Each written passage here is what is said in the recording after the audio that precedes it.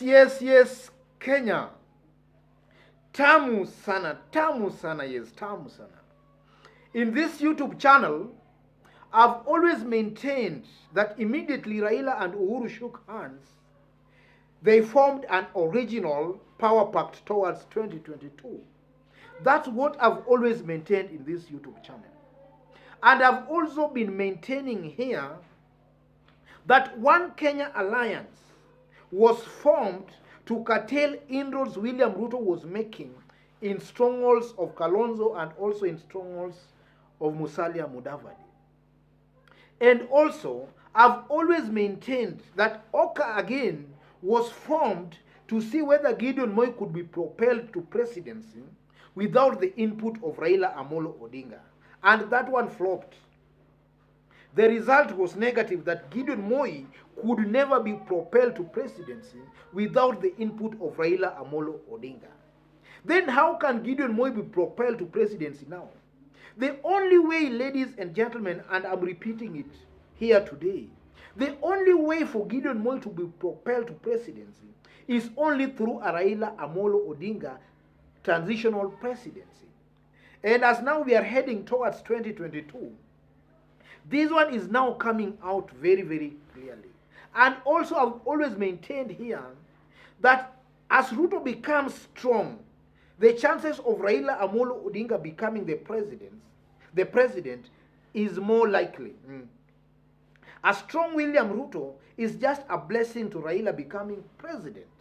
And a strong Raila Amolo Odinga is also a blessing to one William Ruto of being the opposition leader. Because we all know that in this country, to contest for the presidency for the first time and you become an opposition leader, that's a big achievement. So William Ruto, for the first time, for him to contest and he becomes the official opposition leader, I'll give him an A. He shall have made history.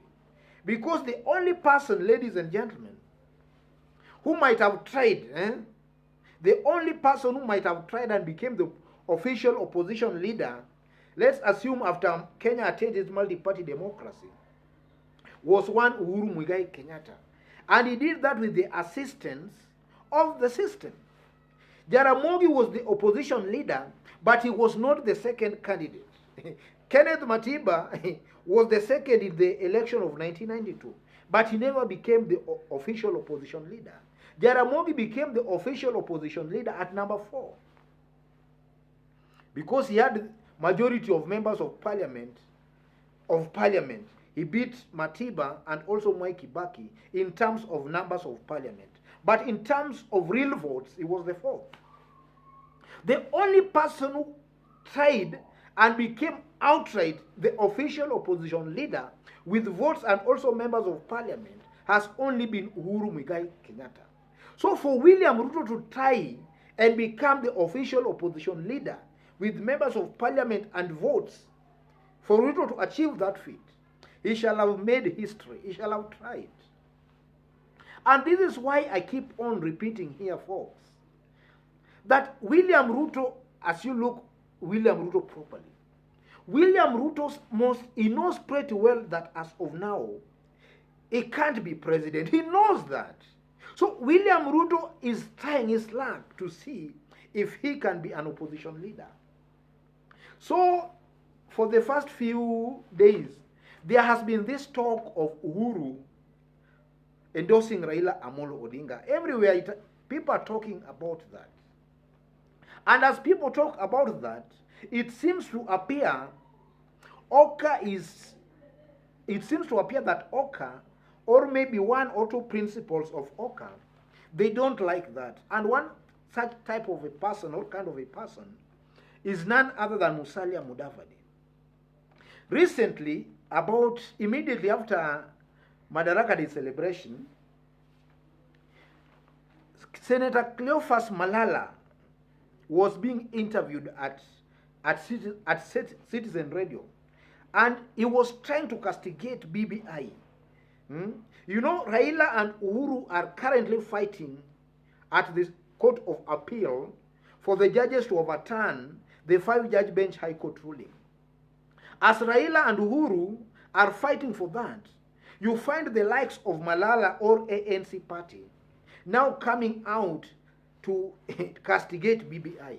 In fact, Malala made it very clear during that radio interview that they were just forced to pass BBI and that BBI had very bad provisions. He was trying to make an argument like that BBI had very many shortcomings and that they were just forced to pass it through Parliament and also through the Senate. That's Cleophas Malala. Musalia Mudavadi ally. And also Musalia Mudavadi, immediately the 5-judge bench declared BBI unconstitutional.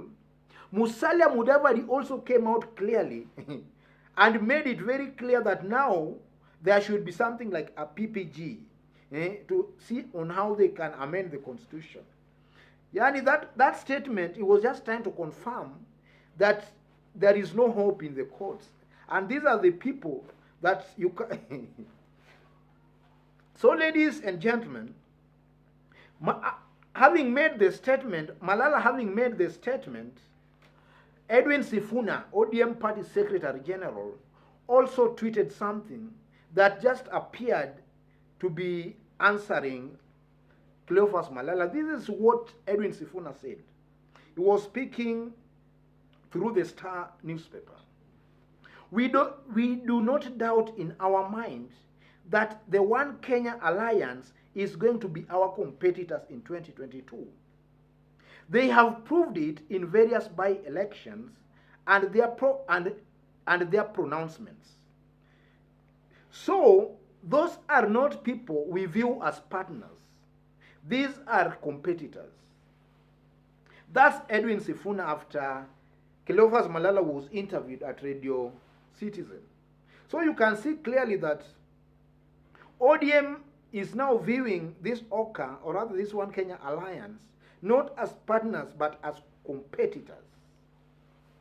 Yes.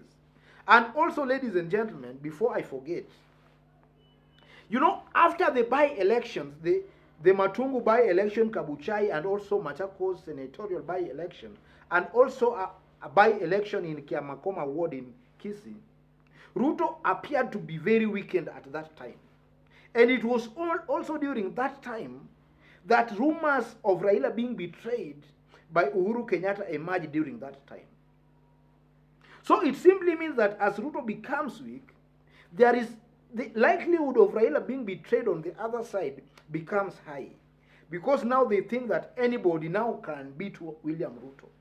But as Ruto becomes strong, let's talk of just the recent by-elections. The one in Juja and also in Ruri Ward in Nyandarua. You know, Ruto emerged to be very strong. And out of that, you can see now clearly that the prospect of Uhuru endorsing Raila Amolo Odinga became high, or rather became higher. So it means that as William Ruto becomes strong, the other side of Uhuru Kenyatta and the deep state, or rather the system, they are left with no option but to turn to Raila Amolo Odinga. But as Ruto becomes weak, then the other side of the deep state and the system, they saw no need of endorsing Raila Amolo Odinga. So supporters of Raila should always pray for a strong William Ruto until the last day. Now it becomes now clear that Raila is the candidate for the handshake. They should always pray for William Ruto to be very strong.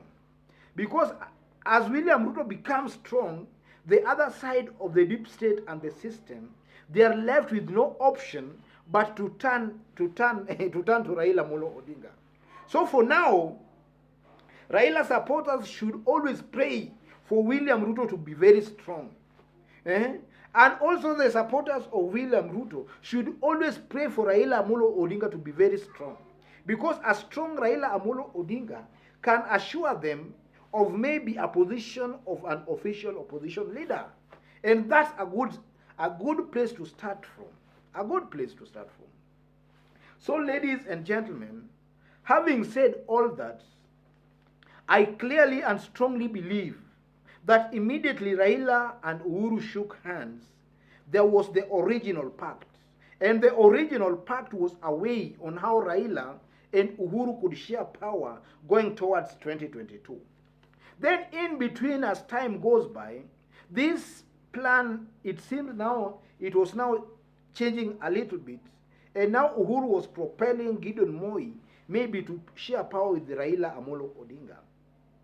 Though we don't know, you know, one day in Kenyan politics, I always say here, it's like the biblical 1,000 years. But today, as I speak right now, it's quite evident now that there is a very strong indication from the president to support Raila Amolo Odinga, or even to endorse Raila Amolo Odinga. And this is why you keep seeing One Kenya Alliance, Musalia Mudavadi. He keeps on flip-flopping. His lieutenants and foot soldiers are sending mixed signals, simply because from where they sit, they know that currently Uhuru Kenyatta has got all his eyes fixed on endorsing Raila Amolo Odinga. And also, if you look at Keleweke bloggers, majority of them, let me put it 99%, as of now they have started campaigning for Raila Amolo Odinga. That's also sending a very clear signal as to where Uhuru has fixed his mind on. And also Murathe, don't underrate Murathe. Murathe has also made it very clear. And Maina Commander about 3 days ago also made that very, very clear. So as I talk right now, it's more likely that Uhuru Kenyatta might have endorsed Raila indirectly or is about to endorse Raila Amolo Odinga.